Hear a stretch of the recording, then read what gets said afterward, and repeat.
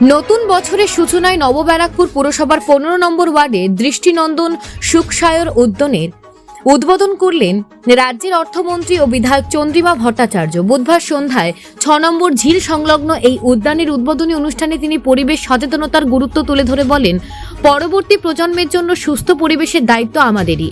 ফল ফুলের গাছের মাধ্যমে জীববৈচিত্র্য বাড়ানো অত্যন্ত প্রয়োজন। পাখি প্রজাতি, সবুজায়নের মতো বিষয়গুলো পরিবেশ রক্ষার ক্ষেত্রে গুরুত্বপূর্ণ ভূমিকা পালন করে। মন্ত্রী আরও জানান, সারা রাজ্যে ইতিমধ্যে 39টি বায়োডাইভার্সিটি পার্ক রয়েছে এবং নবব্যারাকপুরে এমন একটি পার্ক গড়ে তোলার সম্ভাবনা রয়েছে। 43 লক্ষ টাকা ব্যয়ে সংস্কার করা ঝিলটি আধুনিক ও মনোরম পরিবেশে নিদর্শন হয়ে উঠেছে। উদ্যান উদ্বোধনের পাশাপাশি ওয়ার্ডে কৃতি ছাত্রছাত্রী ও তাদের মায়েদের সম্বর্ধনা জানানো হয়।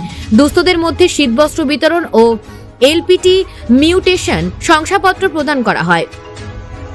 অনুষ্ঠানে উপস্থিত ছিলেন নবব্যারাকপুর পুরসভার পুরপ্রধান প্রবীর সাহা, উপপুরপ্রধান স্বপ্না বিশ্বাস, সমাজসেবী মৃদুলা সাহা সহ বিভিন্ন ওয়ার্ডের জনপ্রতিনিধিরা।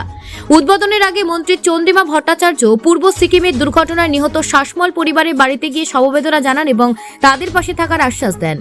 নবব্যারাকপুর থেকে অলোক আচার্যের রিপোর্ট, নিউজ প্রাইম টাইমস।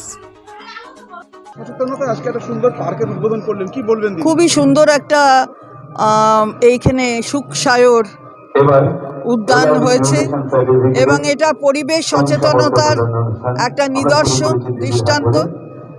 মানুষের কাছে, পৌর এলাকার মানুষের কাছে যদি এই সচেতনতা পৌঁছে দিতে পারে সেটা তো খুবই ভালো উদ্যোগ। খালি এই ধরনের পার্ক তৈরি করে বায়োডাইভার্সিটিকেও অনেকটা বেশি উদ্যোগ নিয়ে ছড়িয়ে দেওয়া। এখানে বায়োডাইভার্সিটি নিয়েও কাজ করছে নিউ ব্যারাকপুর পৌরসভা। তো মানুষ নবব্যারাকপুরের ভালো থাকুক, নামটা যখন নবব্যারাকপুর, তাহলে সেটা নব নব রূপে সাজুক, এটাই চাই। কৃতি ছাত্রছাত্রীদের এবং তাদের মায়েদেরও এখানে সংবর্ধিত করা হচ্ছে।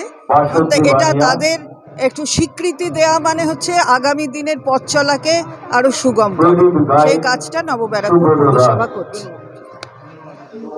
এবং এখানে যে অপূরণীয় ক্ষতি এই পরিবারের হয়েছে সেটা মুখে বলে বোঝানো যায় না।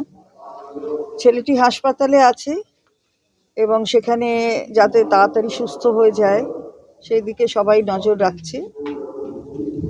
আর আমার এলাকায় একটা বড় ক্ষতি, এরা এমনি আমাদের দলের সমস্ত কিছুর সঙ্গে সবসময় যুক্ত ছিল, এমনকি বাবা প্যারালাইজড তা সত্ত্বেও কিন্তু দলের সঙ্গে সবসময় যুক্ত। এবং আমার ঢুকেই মনে হচ্ছিল যে বাড়িটা আমার খুব চেনা চেনা।